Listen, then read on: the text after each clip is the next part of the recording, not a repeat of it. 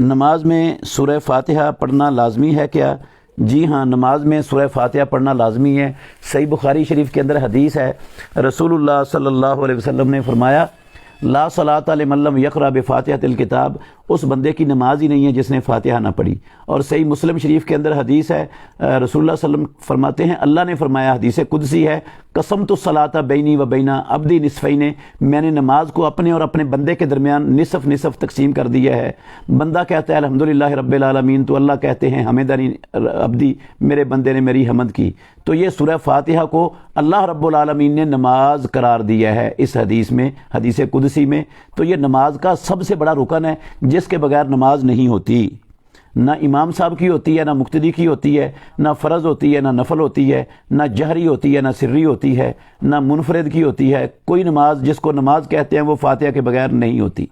ہمارے معاشرے میں بعض لوگوں کا خیال ہے کہ فاتحہ یہ واجب ہے، نماز میں فرض نہیں ہے۔